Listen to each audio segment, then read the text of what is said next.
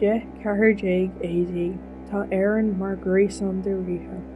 San Éire, rialaíonn Tadhg Mór ó Ceallaigh, ríthe íomháine. Le haghaidh 9,000,000 tá a talamh cluinnithe aige.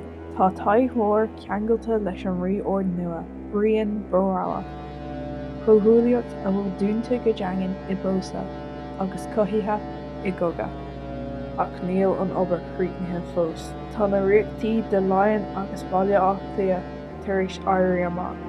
Caithfidh an céim dearnach de Éirinn aontaithe a bheith tógtha I bhfuil. Ghearn Brian Boru chomhghuaillí le haghaidh Cath amháin dearnach. Freagraigh Tadhg Mór tógfaidh sé a bheirt murcha agus crocóir leis an trid ar a thaobh.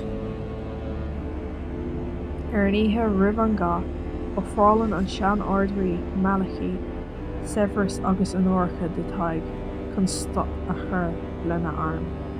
Ach dúiltíonn Tadhg Mór léitar na FhirFhiáine Chonnacht ar arm. Ní bhrisfí siad a bhocail. Ní bhréictí mé má híse.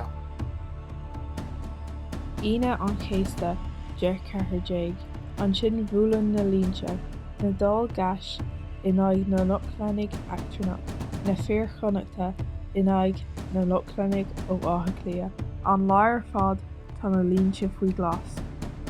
Gan tactic, gan marcra, saidirí cosóháin ag teasca bun le bun, téide daoine ag lúsca. Titan a bhach murcha, íocann Tadhg Mór an phrais is airde, agus spréacann sé le fearg.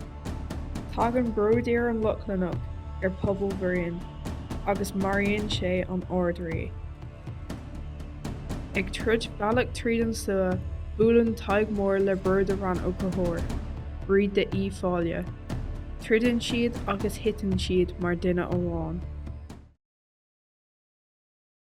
Le lí na gréine cloistear bór, áiríonn an ainmhí miotasach an ionchú as an bharga chun curb Tadhg Mór a chosaint. Bhain a bhaointe ar churb, agus cuireann a bhach crothair I glún mhic nóis, breilig órsa a bhaointear.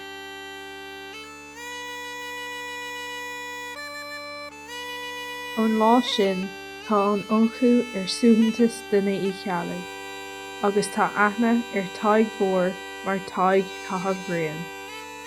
Tadhg Chath Bhriain.